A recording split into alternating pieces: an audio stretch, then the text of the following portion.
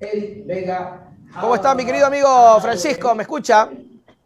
Le escucho perfectamente, Nelson. Cuénteme usted. Va a tener que bajarle un poquito allá. Eso, porque ya escuchaba yo mi retorno. Aquí, doctor, contento de poder conversar con usted ahora. No, y yo ahora.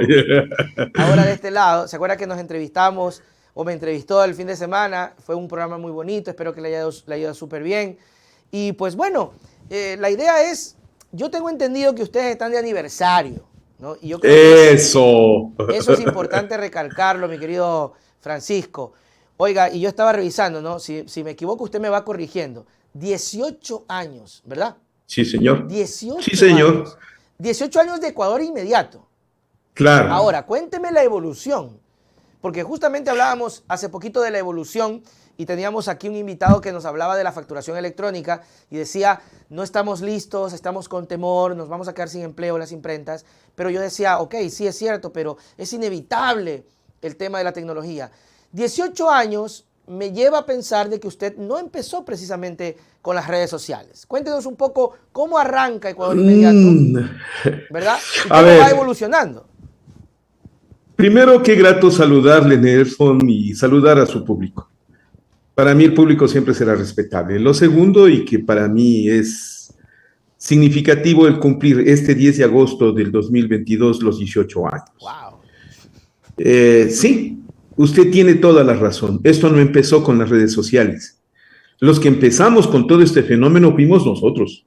Ah, qué bien. Fue Ecuador Inmediato. O sea, cuando nosotros arribamos, esto es después de mi experiencia como embajador en México, que se da ese proceso en el cual yo llego con la innovación, con la idea innovadora de fusionar en las redes sociales, porque afuera del Ecuador no se sabía nada. Okay. Entonces había que contarles sobre el Ecuador.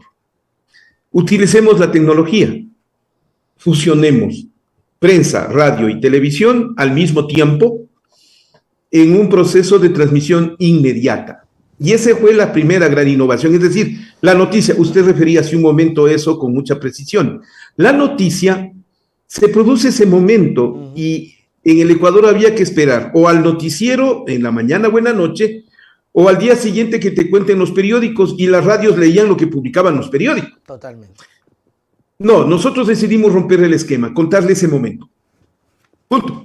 Ese fue todo el argumento nuestro, contar, en ese momento se está produciendo esta noticia, inmediatamente se producía la otra y vamos y contagiábamos con eso. Logramos extendernos muchísimo precisamente por ese impacto. Ecuador Inmediato ha sido desde ese momento el referente del Ecuador al mundo en los sucesos. Y eso se prueba un año después cuando cae el gobierno del coronel Lucio Gutiérrez. Fuimos un medio, el único medio que informaba con mucha precisión lo que ocurría. Mientras los canales lamentablemente ponían noticias o ponían novelas o ponían caricaturas. Era terrible. Nosotros éramos... En esa época ya pasaba eso, ¿no? No, totalmente. Ahí había una correlación de el gobierno frente a un grupo de ciudadanos que se lanzaron al golpe de Estado y la guerra de los banqueros en ese momento, entre los canales. Eso era lo que pasó. El siguiente paso de nuestra parte fue incorporar un hipertexto y luego nosotros creamos lo que con el tiempo sería el Twitter. Se llamaba PIN, Programa Inmediato de Noticias. Entonces era el titular de la noticia que te aparecía en el extremo derecho de tu computador de manera instantánea y desaparecía. Era una notificación. Cuando nosotros tenemos la oportunidad de probar Ecuador Inmediato en su verdadera dimensión, porque habíamos venido trascendiendo al mundo con las noticias, igual acá el impacto era notorio, nos convertimos en el medio de comunicación que informaba con precisión, con la verdad. Es en el 30 de septiembre, en el 30S. Ya. En el 30S los medios se ven obligados por el gobierno a enlazarse en cadena y los medios que habían digitalizado de alguna manera sus páginas enfrentaron tal volumen de presencia de público que les tumbaron a todos los medios de comunicación digitales, Wow. excepción Ecuador Inmediato, porque nosotros habíamos experimentado ese problema en el golpe de Estado con Gutiérrez. Entonces, al 30S nosotros sabíamos de la invasión de la gente y transformamos en ese momento con el equipo técnico en una página sin archivos, era una página solamente con la información de ese momento, lo cual le dio agilidad y velocidad. Fuimos atacados ese día, se intentó agredir Ecuador Inmediato, es el primer ataque que yo puedo decirlo. ¿Y qué pasó? Nosotros asumimos la vocería de la información, a nosotros el gobierno no nos impidió. Ya. Tampoco recibimos de parte de algún grupo presión de algún tipo, no, que no sea de los que estaban complotados con la policía en ese mal momento. Y solo para nosotros es un motivo de orgullo, ¿no? Las resoluciones de la OEA y de la Organización de Naciones Unidas que se adoptaron ese día fueron con referencia a Ecuador Inmediato. Yo tengo una carta de la embajadora María Isabel Salvador, quien me hace referencia a aquello, y para nosotros es un motivo trascendente, ¿no? Y no se le exigió, Francisco, en ese momento, porque tal vez dentro de la ley se agrupó solo a los medios tradicionales cuando se pide que se enlacen en una sola línea argumental, o sea, no argumental, pero sí en una sola transmisión, pero ustedes no ingresaban, por decir, en ese panorama y tuvieron esa libertad. No podían. Ya. Eso demostró que los medios de comunicación digitales no es posible controlarlos. Ya. No es posible. En ese momento teníamos nuestro sistema ubicado con servidores en el exterior del país. Entonces, no había manera de impedirnos, ni tampoco legislación alguna que nos obligue. Claro. Y eso nos permitió informar con precisión todo lo que ocurrió. Para nosotros ha significado hitos el ir consiguiendo presencia con el público. Qué sé yo, el primer rito que nosotros tenemos memoria en ese día, ¿sabe cuál fue, Nelson? ¿Cuál? La llegada del andinista Iván Vallejo al Himalaya, y que transmita desde el Himalaya su mensaje. Wow. En vivo. Fue para nosotros es una locura. Claro. Es una locura. Lo otro es encontrar ediciones de Ecuador Inmediato en 3 idiomas. Es interesante leer en árabe, o yo no sé árabe, o en chino. Era referencia en chino muy frecuente, o en ruso. En ruso también, o sea, Ecuador Inmediato se volvió ese referente. ¿Y cuál es para nosotros el punto crítico? Es enfrentar la conflictividad que vive el país con el gobierno de Rafael Correa. Yeah. ¿Qué significó eso? Lo hemos dicho con el propio Rafael Correa, lo digo con toda la entereza del caso. No soy correísta, no pertenezco a su partido, no me interesa ninguna relación con el movimiento Revolución Ciudadana, porque yo tengo mi propio pensamiento desde hace muchos años. Yo soy 42 años periodista. Yo soy un humanista cristiano de izquierda. Siempre me he definido así. Nunca le he ocultado al público mis preferencias políticas ni mi concepto ideológico, que de paso lo he estudiado.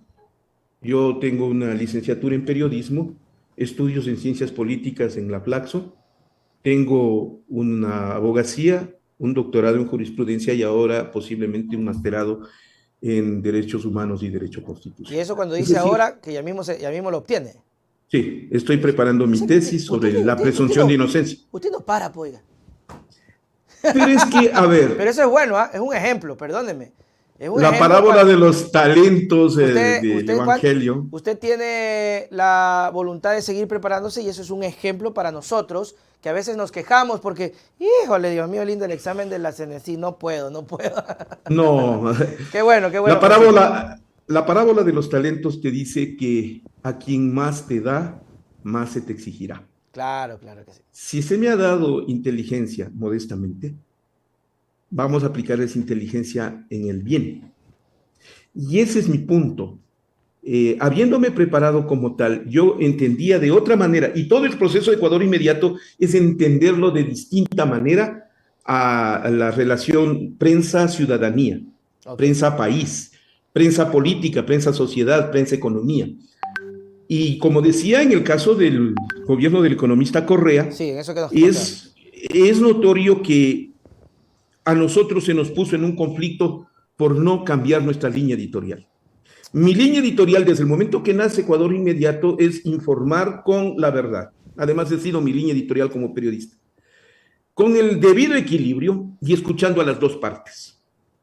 Lamentablemente la prensa en el Ecuador, en el 2007 y en adelante, bajo el concepto de El Intolerable, publicación del 7 de marzo del 2008, le convirtió al país en ese campo de batalla en el que la prensa se subió al ring de la política para pelear con el economista Correa. Y era o lo tumbamos o lo matamos, ¿no? Hay casos de investigación en la fiscalía todavía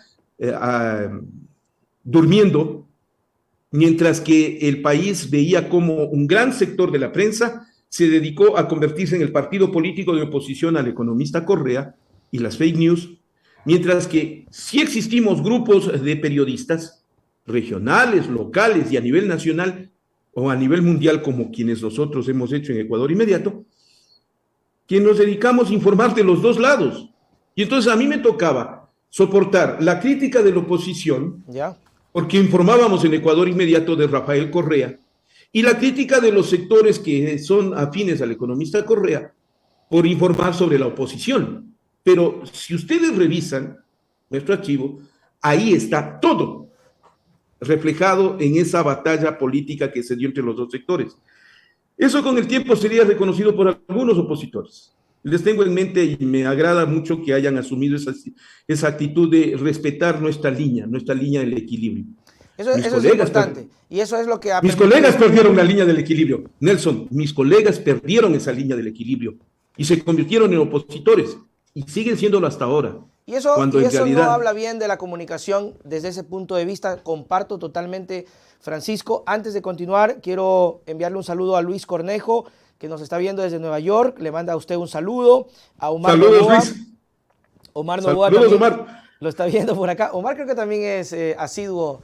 Sí, claro. Suyo, pues, claro. Faltaba. Saludos, Omar. Sí. Yo quiero rescatar eso, Francisco, porque estoy totalmente de acuerdo. Creo que usted ha tocado un tema que siempre lo he mencionado, que es que cuando Correa tenía su presidencia y empieza esta guerra, esta pugna, siempre creí que el periodista perdía cada vez que se subía o entraba a la arena política donde Correa los despedazaba. O sea, Correa políticamente es un tipo hábil. Y yo decía en mi mente, yo todavía más chamaco, y decía, pero ¿por qué pierden la cabeza? ¿No? Hablábamos de periodistas como Carlos Vera, Carrión, Jorge Ortiz. ¿Por qué pierden la cabeza? ¿Por qué hacen que Correa los traiga y los despedace acá cuando ellos deberían traerlo a Correa al área comunicacional, al área periodística? Y yo no entendía eso, ¿no? Yo decía, eso está mal. Y yo comparto totalmente no entrar en esa dinámica de la pelea. Francisco. Por eso es que creció la prensa digital en esos años. Claro. Porque los grandes medios de comunicación se negaron a informar sobre Correa. Hubo canales de televisión que le negaron una entrevista al presidente de la República. Y siempre le negaron el derecho de rectificación hasta que tuvo que imponerse la Secretaría de Comunicación y hacer que los medios rectifiquen, lo cual es un derecho constitucional. Es que el fenómeno del linchamiento mediático, siendo lejano, en el caso del Ecuador siempre se lo ha visto como aparte, cuando en realidad lo que vivimos en ese tiempo fue el linchamiento mediático. El caso más emblemático del linchamiento mediático es Sandra Correa. Yo estoy estudiándole justamente ese caso en mi tesis de maestría, porque considero que el linchamiento mediático le ha hecho mucho daño al país, empezando por una víctima personal, pero luego pasando por la desestabilización de la democracia, los golpes de Estado, la destrucción de la confianza y credibilidad en los regímenes, hasta enfrentar ahora, por linchamiento mediático, ¿sabe qué, Nelson? La carencia del sentido de autoridad, que no le permite gobernar a nadie. Lazo está enfrentando eso precisamente aupado por lo que han hecho los medios de comunicación en el Ecuador. Entonces, a eso nos tocó enfrentar como Ecuador Inmediato, hasta que llegó el gobierno de Moreno. Moreno sufre el chantaje de los grupos que le saben sus manías y sus mañas. Y comenzaron a salir en la prensa digital una serie de datos, fruto de intervenciones, entiendo que en su correo o en su sistema de almacenamiento de datos, fotografías y demás que fueron públicas. Ya. Y la señora María Paula Romo, el señor Juan Sebastián Roldán y Lenín Moreno con Santiago Cuesta se lanzaron contra todo lo que se movía para evitar que se difunda lo de los INA Papers. Oh. Entonces, entre ellos estuvo Ecuador Inmediato. Nos atacaron duramente, presentaron 25 denuncias ante el servidor en Canadá. Wow. No podíamos someternos a las leyes canadienses y nos obligaron a cerrar.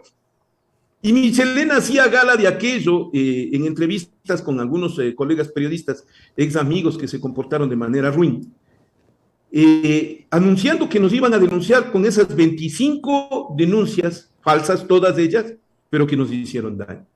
En el 2019 nos vimos obligados a enfrentar la salida de la página y casi perdemos todos los archivos por esa decisión de Lenín Moreno.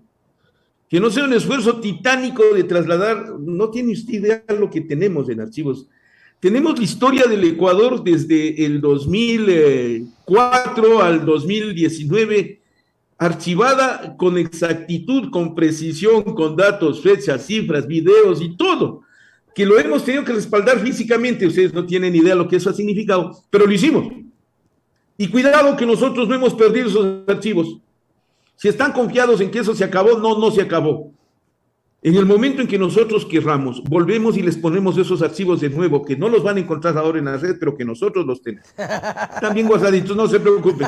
Y hay las copias suficientes, bien guardaditos están.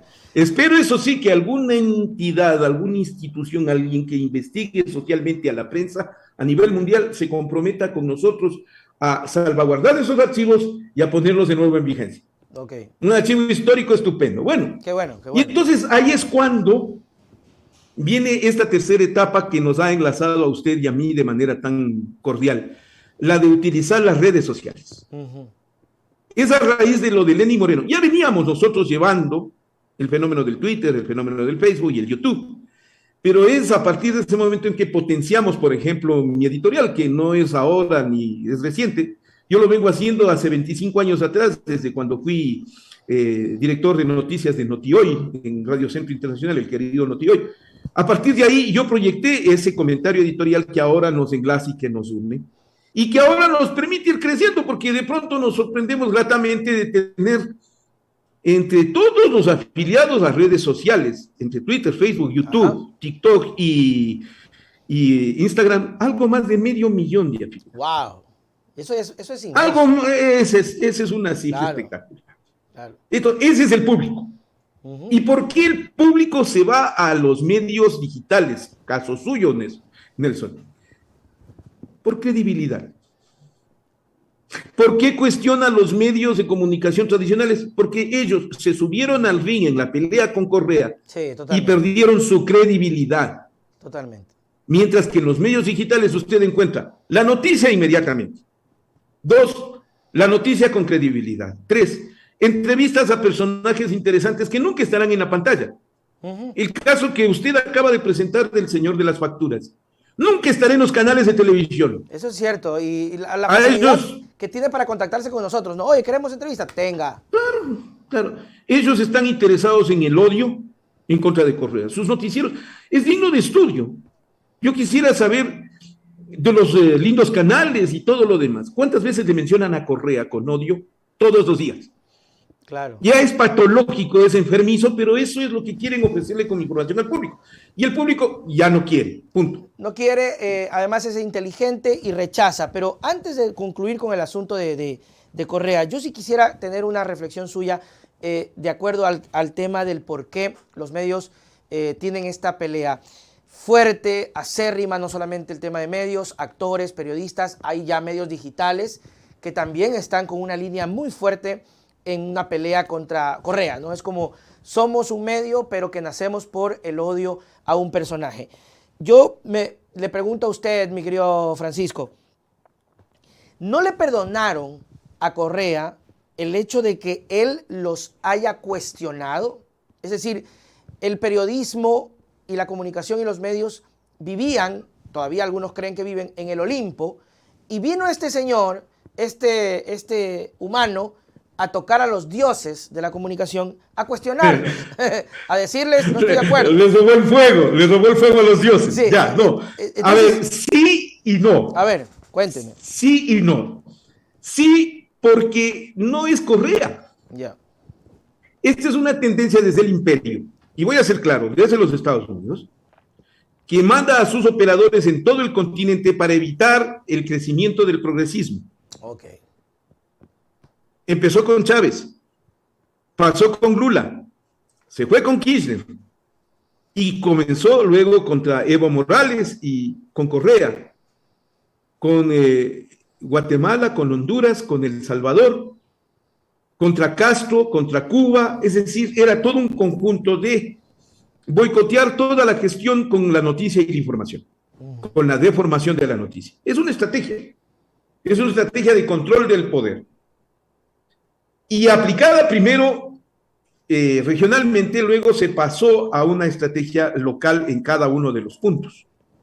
En todos estos gobiernos se ha soportado una crisis con los medios de comunicación, porque ellos defienden el esquema norteamericano y son sirvientes del esquema norteamericano, mientras el otro trata de expandir a todos los sectores sociales posibles. Alguien me va a negar que en el caso de Evo Morales no se extendió a los cocaleros, por ejemplo. Ya.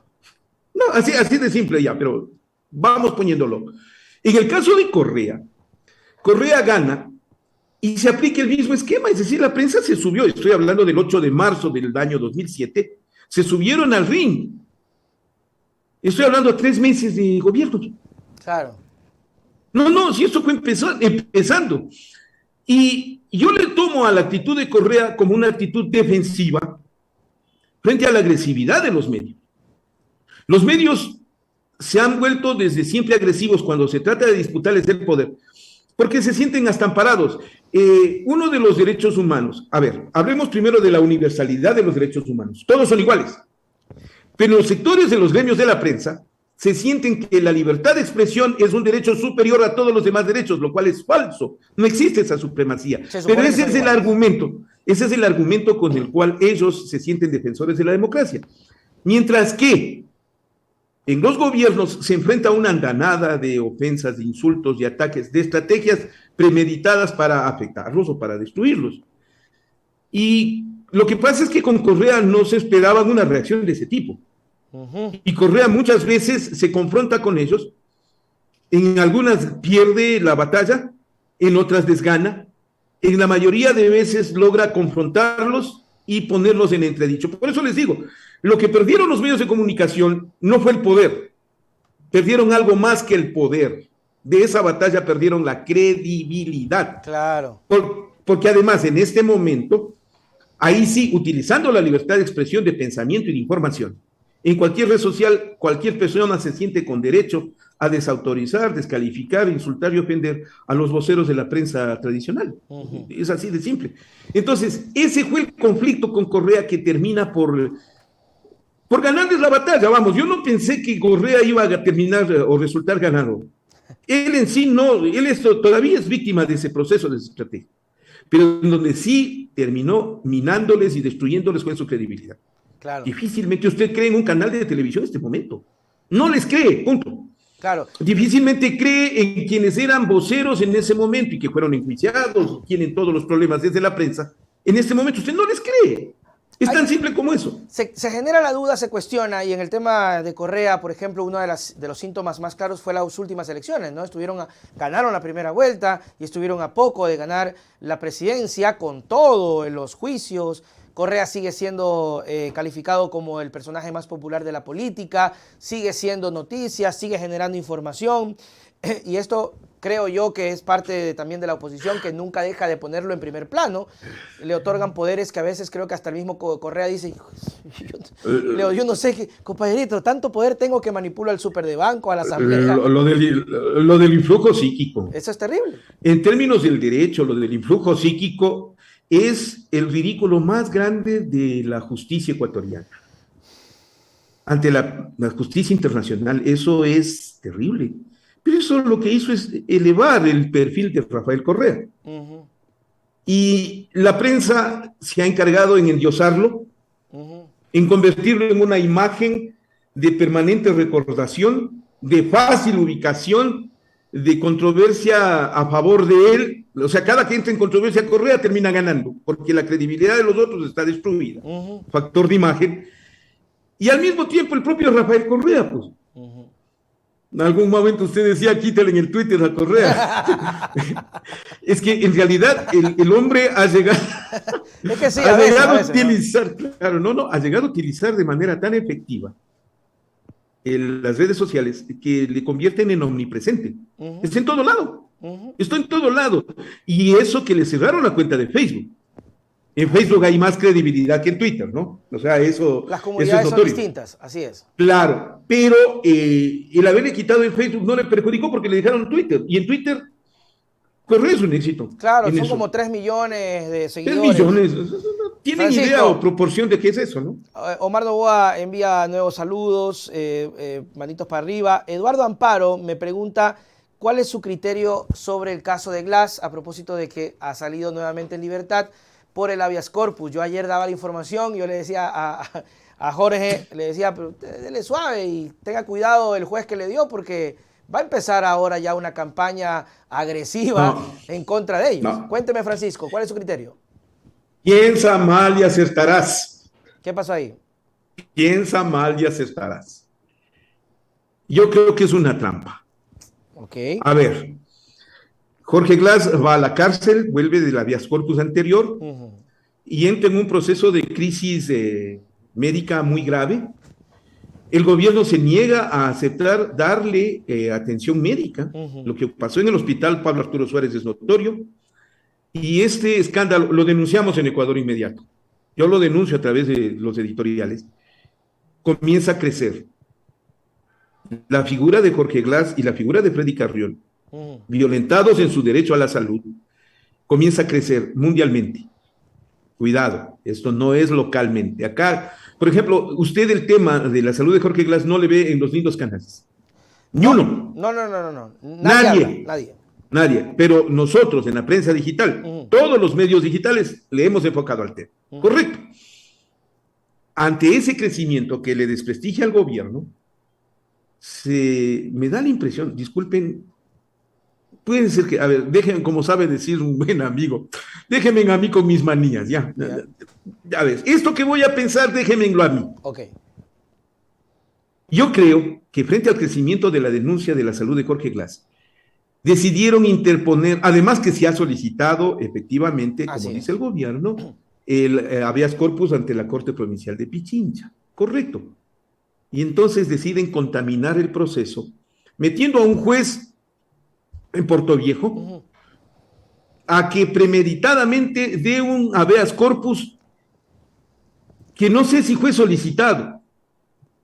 Ok, todavía no lo sabemos, no tengo tampoco referencias. No, ya, pero aparece dando el habeas corpus por un ciudadano extraño que desconoce del derecho y le mezclan con el caso de Daniel Salcedo. ¿Para qué? Para ensuciarlo.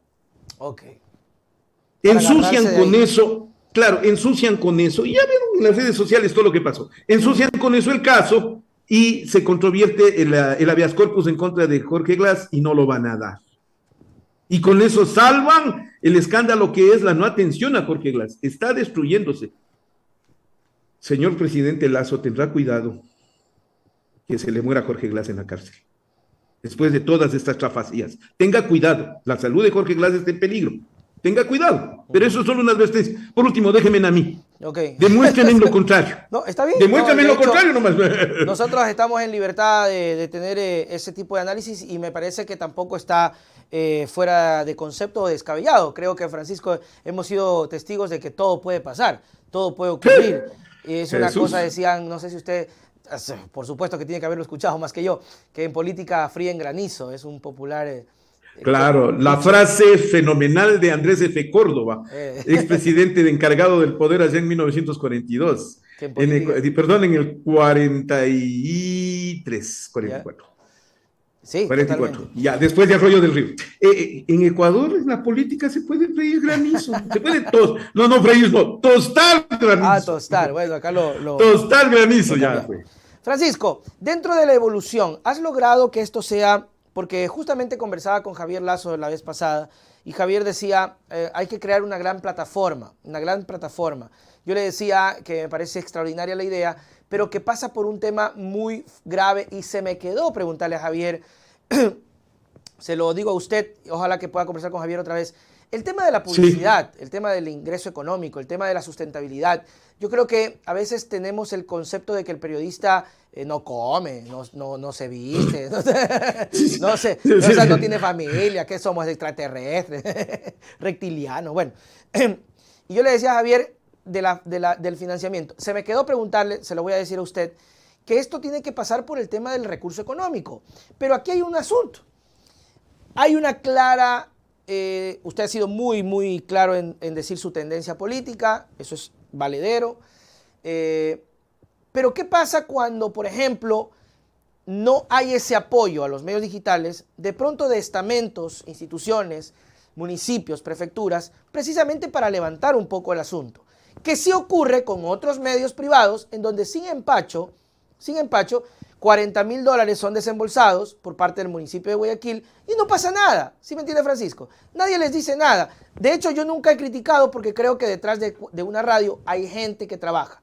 Pero acá, en cambio, a los medios, que venga un municipio, una prefectura, el Cusco si le pagan a los medios digitales. Entonces, ¿qué pasó ahí? ¿Qué piensa de eso? A ver, es cuestión de credibilidad. Ya. Si el municipio de Guayaquil anuncia en un medio cuya credibilidad está cuestionada, se está haciendo daño. Ya. Se está haciendo daño, ¿correcto? 2, con relación a nuestras fuerzas y a nuestro público. Mire, estimado Nelson, el punto crítico es que nosotros no podemos relacionarnos o correlacionarnos. De paso, empecemos por algo. Ya. Como ciudadanos y como productores económicos, estamos en perfecta capacidad de contratar con el Estado. Ok, así es. No tenemos ningún impedimento. Así es. Que el Estado margine, eso es otra cosa. Así y en la ley de comunicación todavía existe la disposición de entregar el 10% de la publicidad a los medios pequeños. Pero no se cumple, ¿ah? Que no se cumple. ¿Así? Pero poniendo de lado eso, yo le pongo algo mucho más grave. Es el hecho de que es el público el que no acepta que nos financien los grandes empresarios o los grandes poderes del Estado. ¿Por qué? Porque no les quiere ni les cree tampoco a ellos. Entonces, sí nos preocupa y por eso es que yo he acudido, y tomo el ejemplo de Nelson Salazar, al que yo siempre le he declarado el padre putativo de estas iniciativas, las del chat en vivo, las de ofrecer producción, porque esa es una muestra puntual de algo que es vital. ¿Por qué hace eso Nelson Salazar o por qué hace eso Francisco Herrera Arauz? Porque creemos en el público. Ah, totalmente. Porque el público nos da sintonía, capacidad, responsabilidad, nos da credibilidad. Nosotros le devolvemos entregándole un producto que tenga esas características, pero al mismo tiempo pedimos su apoyo. Entonces, el gran empresario, el gran propietario de las grandes marcas no quiere anunciar con nosotros. Yo sinceramente me pongo a pensar si es que entre ellos no habrá un balance de costo-beneficio del anunciar en espacios donde la credibilidad está cuestionada o no hacerlo frente a medios en los cuales la credibilidad está garantizada. Y otra cosa, que tampoco tienen audiencia. Claro, y por eso es que nosotros comenzamos a tener una reacción del público. Y el público quiere financiarnos. Yo en este momento les confieso que el plan que lanzamos en noviembre del año pasado de Ecuador Inmediato Premium está comenzando a tener resultados positivos. Bueno. Y queremos que siga más. Queremos que siga más. ¿Por qué? Para ofrecerles un producto de mayor calidad, de mejor producción, para que el público disfrute de un contenido profundo que no lo va a encontrar en la prensa comercial. Eso entonces. Lo segundo, el público comienza también a mover iniciativas desde su pequeño espacio. Yeah. Usted es el primer ejemplo, Nelson, de recibir apoyo del público en pequeño. Ah, no, sí. Y yo el pequeño anunciante, el pequeño comerciante, comienzan a acercarse al principio con recelo, pero después se dan cuenta de que esto tiene resultados, pues.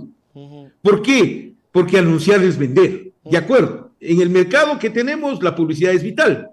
A mí, por ejemplo, me hubiera encantado ir a los helados que anunciaban antes con ustedes. Lastimosamente están allá en Milagro, pero ya me llama la atención. Ya veo a un diabético pidiendo helados, ¿no? Ya me llama la atención. Pero es un pequeño negocio y así puede volverse cadena. ¿Y qué logramos con eso? Logramos fortaleza en el número. En el número. Yo ofrezco un producto como el editorial a un costo muy bajo, $3.99 mensual, pero que busca el volumen de gente que nos sigue, que nos oye, que nos respalde y que nos aprecia. Ahí está el secreto de la comercialización ahora. Déjenles con la publicidad de los grandes medios. No tienen ni sintonía. Bueno, déjenlos. Vamos a buscar a los pequeños comerciantes, a los pequeños auspiciantes y hagamos cadena de fortaleza entre todos. Esa es la siguiente etapa de Ecuador Inmediato. ¿Eh? Esa es. De hecho, Francisco, a veces la publicidad grande sí se equivoca porque de lo que recuerdo, casi $1,000 valía creo una página en El Universo, de lo que recuerdo. No sé cuánto valga ahora. Y a veces creo que lo pagan no porque van a tener un resultado, sino por algún tipo de parcería, de amistad, de tradición, no lo sé. Francisco Herrera Hasta Arauz. por temor. O por Hasta temor, por temor. o por temor. No quiero terminar la entrevista. Primero, el tiempo, obviamente, yo quisiera tener más espacios para seguir hablando. Pero quiero preguntarte, aunque ya lo anticipabas, ¿qué viene ahora de Ecuador Inmediato? Después de estos 18 años, ¿a dónde apunta? ¿Cómo camina? ¿Qué visión le entregas a Ecuador Inmediato? Y que a la vez sirva como ejemplo para los comunicadores, periodistas o cualquier persona que quiera tener un espacio en YouTube, que sea profesional y quiera enseñar, psicólogos, porque a veces la gente tiene temor en ingresar, porque tal vez los resultados no son tan rápidos, ¿no? Hay que tener paciencia. Francisco. A ver, qué linda pregunta. Vamos con lo inmediato. Yo les anuncio que, bueno, empezamos hoy con Pilluelín. Empezamos esto que para nosotros va a ser un mes de festejos. Yeah. Qué grato es haber empezado con usted, Nelson. La verdad, con el aprecio, el afecto y el respeto que le tengo, es para mí una oportunidad linda. El día de mañana vamos a tener la oportunidad de un debate sobre el 10 de agosto de 1809. A nosotros nos preocupa mucho la historia. Qué bueno. Y también una visión propia desde nuestro espacio. Luego, vamos a entrar en nuestro programa en directo en 3 paneles. El primero va a ser un panel histórico este sábado, con periodistas y con quienes empezamos Ecuador Inmediato, con analistas sobre el tema, que se recuerden hace 18 años cómo estaba esto. Luego, la siguiente semana quiero ubicar a los periodistas jóvenes que están haciendo y teniendo gran espacio para que analicen el fenómeno de Ecuador Inmediato en la prensa digital hasta estos días. Y luego yo quisiera fomentar un diálogo con los actores políticos de este país que se beneficiaron de Ecuador Inmediato o que contribuyeron con Ecuador Inmediato en estos 18 años a que nos den perspectiva. Qué bueno. Eso inmediatamente. En lo inmediato quiero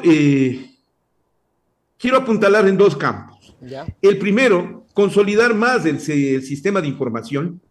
Quisiera llegar ya a los teléfonos celulares, quisiera llegar a las redes más fuerte, quisiera llegar a los correos mucho más fuerte, quisiera llegar más directamente al público.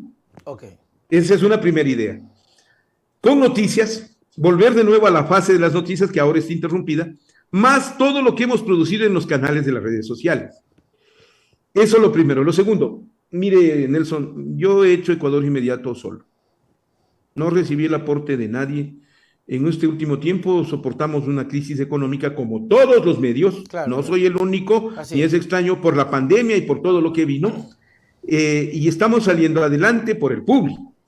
Entonces, en este momento era el trabajo de un equipo con el que yo cuento, de colegas periodistas, con productores, el caso de Paul Fernández o el caso del apoyo de Giovanni Villacreces, que fue nuestro primer gerente que entendió el proceso, o de Esteban Gómez, el gato que tanto le dio dolores de cabeza a usted ese día en la entrevista. Pero queremos extender ya el concepto. Esto no se puede manejar solo. Así es. Yo quiero convertirle a Ecuador Inmediato en un centro de investigación del periodismo. Ok, qué bueno. Me gustaría extenderlo a la academia, justamente para los grandes públicos a que reciban productos de calidad investigados, preparados, estudiados, resultante del pensamiento, no de la improvisación, no de la particularidad, no del artesanado, sin ofender a los artesanos, pero creo que esto sí amerita. La comunicación es una ciencia que merece ser investigada. Y entonces, mi siguiente contacto quisiera hacer con la academia para convertir a Ecuador Inmediato en un gran laboratorio de la opinión pública que incluya todo el fenómeno comunicacional. Nos merecemos eso en el Ecuador. Yo quiero ver qué universidad se alienta, ¿no? Vamos a ver, es un gran proyecto y esperemos que esto se concrete. Doctor Francisco Herrera Arauz, qué grato haberlo tenido con nosotros. Esperemos que esto no sea la última vez, que podamos tener más diálogos. La gente ha reaccionado muy bien, de pronto podemos buscar otros horarios donde esté más cómodo y podemos ver qué pasa, ¿no, Francisco? Así que tus palabras para despedirnos. Hay algunas razones por las cuales yo estoy celebrando los 18 años. Una de ellas es la constancia. Y la otra es el nivel de credibilidad y el de ética con el que nos hemos desempeñado en estos 18 años. Por eso estamos vivos, pese a todos los ataques y con una dureza que no tiene nombre. Pero estamos bien, estamos vivos, estamos presentes. Y entonces, para nosotros, un espacio como el suyo, Nelson, este espacio o cualquier espacio en un programa tan respetable, prestigiado y de credibilidad como el suyo, lo único que hará es honrarnos. O sea, para mí será un honor. Me sentiré muy honrado en el momento en que usted me convoque, al que estaré siempre presto, como usted ha estado con nosotros. Sí, sí, sí. Porque si ha tenido esa actitud noble alguien tan reconocido en el país como Nelson Salazar, es estar siempre predispuesto, al grande y al pequeño, ¿eh? Eso sí tiene como virtud Nelson Salazar. Felices 18 años de Ecuador Inmediato.